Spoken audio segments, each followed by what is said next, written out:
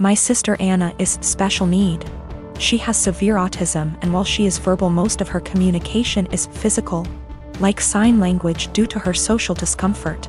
She does speak around family though, and has pretty bad cognitive skills.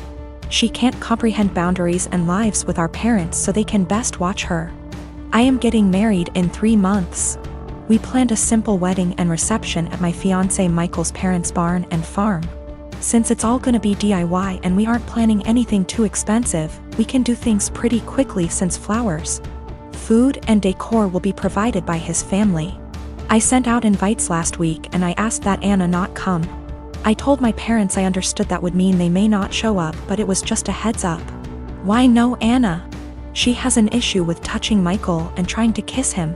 At times when we were at my parents' house, Anna would try and grab Michael's hands, try to lean in to kiss him, or would have a really bad shutdowns if she wasn't allowed to be directly next to him. We've tried speaking to her, but there's only so much we can do when she doesn't really understand. I told my parents I just want one day for Michael to be my partner and not Anna's comfort person. They called me selfish and asked how I expected them to agree to something like this. They told me Anna is disabled and may never experience a wedding of her own, and while I have Michael for probably the rest of our lives, she'll have no one, and that Michael and I can be a little more understanding to the reality of her life. I feel like a total ass, and what they're saying has really gotten to me, and I'm starting to question my decision. My parents called me letting me know they won't be coming and that it's best I don't bring Michael around anymore since I've chosen some man over my sister.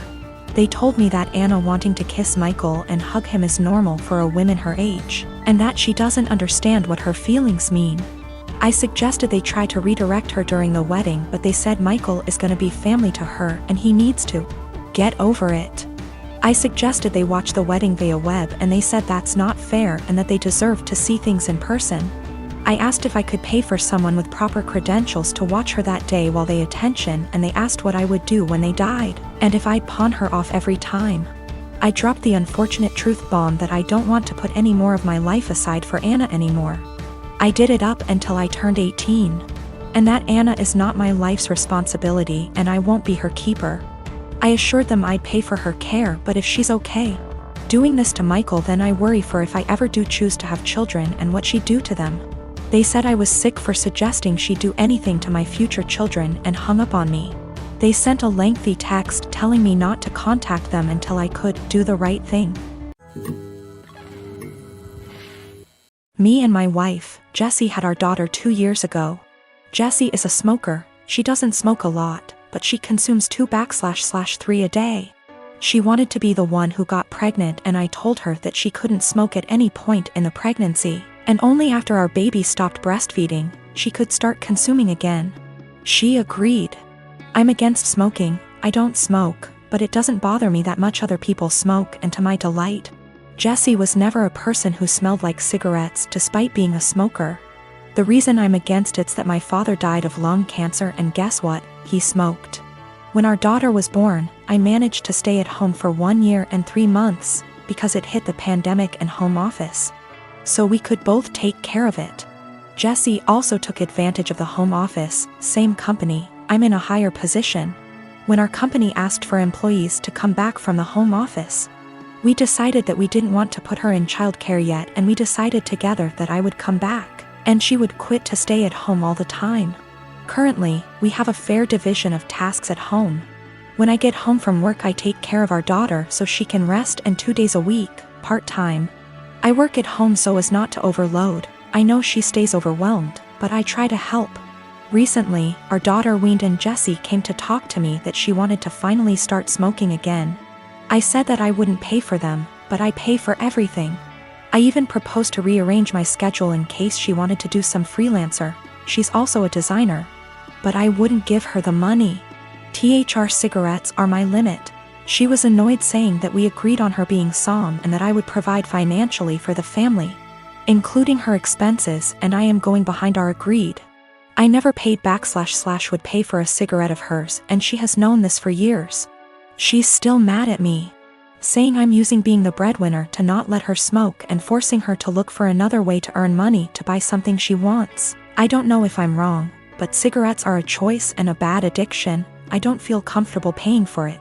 Given my family history, I always made it very clear that I would never pay for a cigarette. When we made the decision for her to be somm, I told her I wouldn't feel right paying for her cigarette, and she reassured me that it was something I wouldn't have to worry about. She does freelance to make some purchases she wants. There are months when we are tighter and we can't do some shopping, so she does freelancing. It's rare, but it happens, and on those days, our daughter stays with me even if it's at my service. I never limited any of her purchases, ever, if not because of tight money. For more extravagant purchases of hers that I can't afford, she freelances and buys. So I suggested she do one a month that covers her entire cigarette stash, and I would help by staying with our daughter. She is not entirely financially dependent on me. When she wants to buy something that I can't afford with our money, she makes a design request. I am a 19-year-old female. I have an estranged grandpa, more or less. He's my dad's father, but my dad hardly had a relationship with him. I have 2 other siblings, one younger and one older. My grandma divorced my grandpa when my dad was only 10. So he lived with my grandma his whole life in a different state and didn't see him. When he got older, he saw him a little more, and my grandpa started coming around a little bit more as well.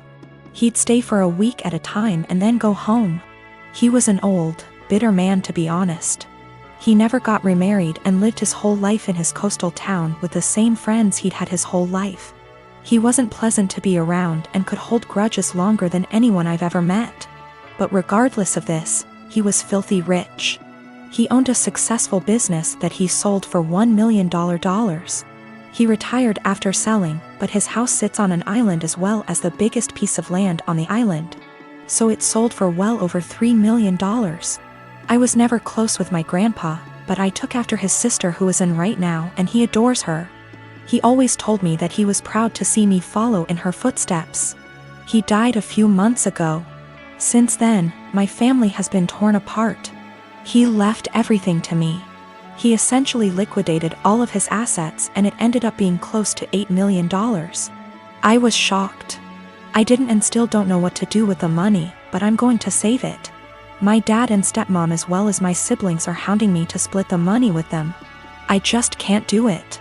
My dad is an alcoholic who never said anything nice about his dad. Despite him being bitter, my grandpa actually bought my dad a $300,000 house. My dad would 100% drink away any money given to him. As far as my siblings, my brother has full financial support from my grandma as he is the favorite, and he's very wasteful and ungrateful. He never talks to me and always is very mean to me when he does. My little sister is the only person I've actually considered.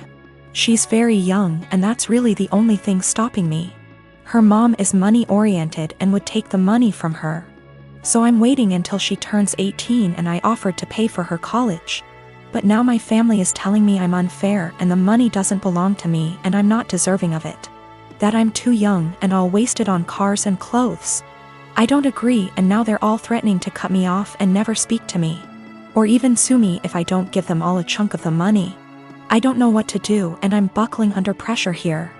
I've already had 2 police officers out to my house because my dad is claiming I stole the money from him. Everything was through an attorney. I know I did nothing wrong legally, but morally? I am 20 years old. I moved out on my 18th birthday and never looked back. I mostly moved out due to how strict my parents were.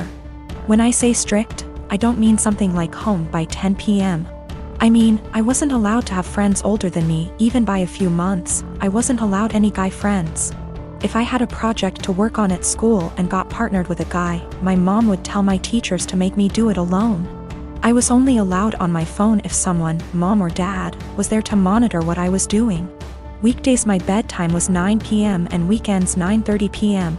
I could only have sleepovers if it was at my house, and all of my friends have to be questioned to make sure they were clean, meaning they didn't have boyfriends, no tattoos, went to church, you get it. So you can imagine, I had literally 1 or 2 friends. By 18, I didn't have any plans, I just packed my stuff and left. My parents weren't happy and tried for months to get me to come home, but I didn't plan on it. Anyways, I landed a damn good job and was able to get my first apartment shortly after. My friend is over at my house almost every day with her boyfriend and we just hang out. I didn't cut out all contact with my parents, but I limit it to only special occasions. My mom wanted to have a Zoom family call, whatever it's called, and asked me to join. I figured what the hell, I'll join and say hi. As I'm talking to my little cousin, in the background you could see my friend's boyfriend come into the living room area. Everyone's face kind of froze and I didn't think much of it. My mom asked who it was and I told her, and she immediately gets annoyed. She started asking why he was leaving my bedroom, which he didn't. The bathroom is the same way towards the bedroom, so I could see why it would look like he left from my room. She and my dad proceeds to ask me why I have guys at my home. Why is he 21 hanging around me? I just turned 20, but yeah, it was like I was 15 again. My mom then insists I have him leave. At this point my friend and her boyfriend hears this and goes like, WTF? I didn't know what else to do but laugh. I said, are you out of your mind, and laughed some more. I realized they were serious and said my goodbyes and hung up. Later I started getting messages that my parents are upset I laughed at them and my family says it's in my best interest to apologize, because I was being an asshole for laughing. I laughed at them then hung up, so I thought it was rudish, especially after being told I was by my aunt as well. I'd feel terrible if I did such a thing, but someone did point out they'll never change their ways, so I think I might have to.